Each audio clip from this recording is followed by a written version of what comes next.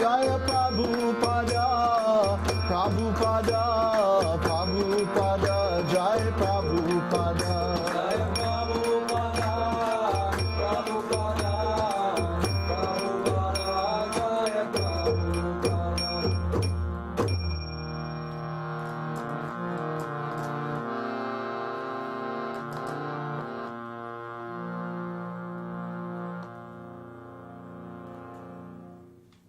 Jai Om Vishnupad Paramahansa Parivrajacharya Ashtar Satra Shri Śrīmad, His Divine Grace A.C. Bhaktivedanta Goswami Maharaj, Srila Prabhupada Ki Jai, Srila Prabhupada Ki Jai, His Divine Grace Srila Prabhupada Ki Jai, Ananta Koti Vaishnava Vrinda Ki Jai, Namacharya Srila Haridas Thakur Ki Jai, Prem Shri Gaho Shri Krishna Chaitanya Prabhu Nityananda Shri Advaita Gadadhar Srivas Adi Gaur Bhakta Vrinda Ki Jai, Shri Shri Radha Govinda Gopa Gopinath Shaimakund Radha Kund Giri Govardhan Ki Jai, Shri Vrindavan Dham Ki Jai, Shri Maipur Navadvip Dham Ki Jai, Shri Jagannath Puri Dham Ki Jai, Gaur Premanande, all glories to the assembled devotees, Hare Krishna, all glories to the assembled devotees, Hare Krishna.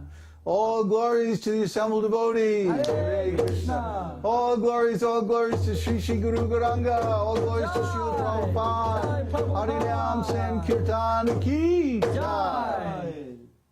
All glories to Prabhupada. Namo Om Vishnu Padaya Krishna Prishtaya Bhutale Śrīmad Bhaktivedanta Swami Namane. Namaste Saraswati Devi Gauravani Pacharani Vishesha Śrīmad Prishtaya Deshna. Hare Krishna.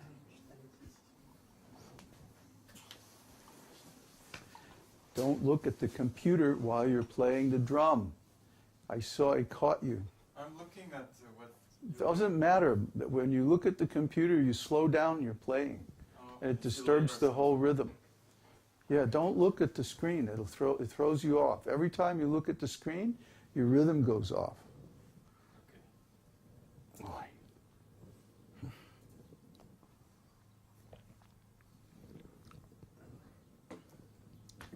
More herba mate in the morning, so we have good kirtan. Huh? These people Okay. So, finally got a good seat where I don't feel like I'm sinking into a marshmallow.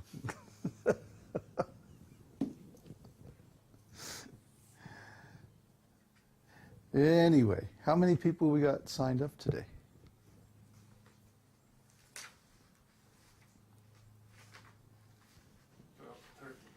Oh, good. Good. So we're going to continue with Nectar of Devotion and try to get through chapter 29. It's kind of long, so we might not get all the way through. But anyway, we're going to try. Chapter 29 is titled Expressions of Love for Kṛṣṇa. You notice this whole Nectar of Devotion is only about love. From the beginning to the end, it's just the only subject in the whole book is about love. How to love Kṛṣṇa, symptoms of love of Kṛṣṇa, causes of love of Kṛṣṇa, methods for developing love of Kṛṣṇa, stages of developing love of Kṛṣṇa. The whole subject is love, love, love, love, love, bhakti.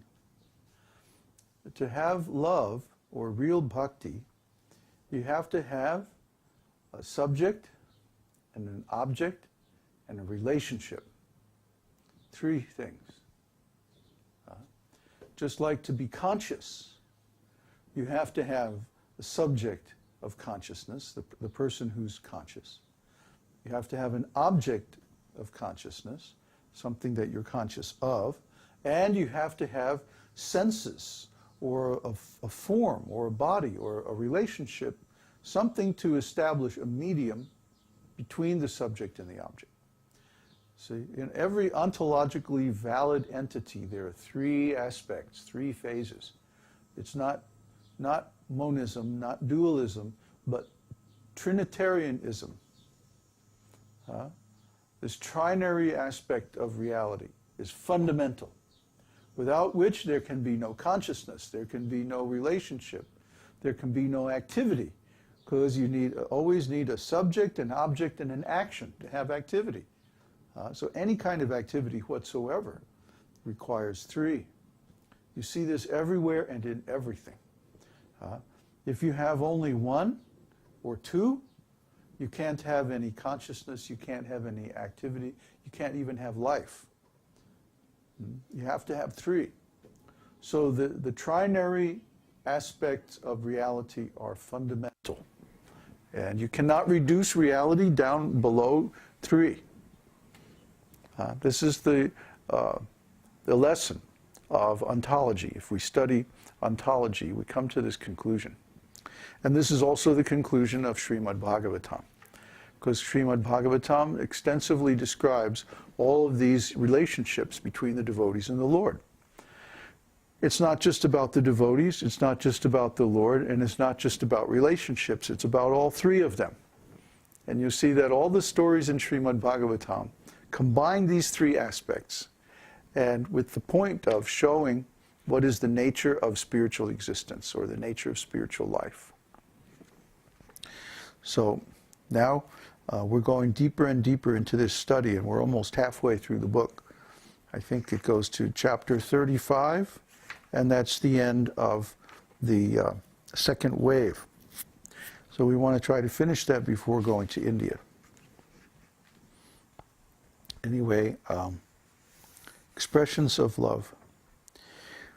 There are some bodily symptoms which express overwhelming ecstatic love, vyābhicārī-bhāvas. They are counted at 33 as follows: disappointment, lamentation, humility, guilt, fatigue, intoxication, pride, doubt, apprehension, intense emotion, madness, forgetfulness, disease, confusion, death, laziness, inertness, bashfulness, concealment, remembrance, argumentativeness, anxiety, thoughtfulness, endurance, happiness, eagerness, violence, haughtiness, envy, impudence, dizziness, sleepiness, and alertness. So far we have studied two of the three, sorry, is it two or three? This will be the third of the 5 types of bhavas. What were the first two? Vibhava and anubhava. Vibhava, the cause of ecstatic love, and anubhava, the subsequent arousal of that love. And now the emotional expressions of that love, vyābhicārī-bhāvas. This is the third type of bhavas.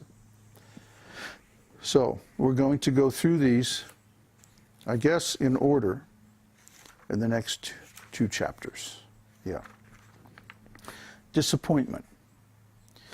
When one is forced to act in a way which is forbidden, or to refrain from acting in a way which is proper, one becomes regretful and thinks himself dishonored. At that time there is a sense of disappointment. In this kind of disappointment one becomes full of anxiety, sheds tears, changes bodily color, feels humility, and breathes heavily. So everyone in the material world knows this feeling. It's the feeling when we do something that we know is wrong.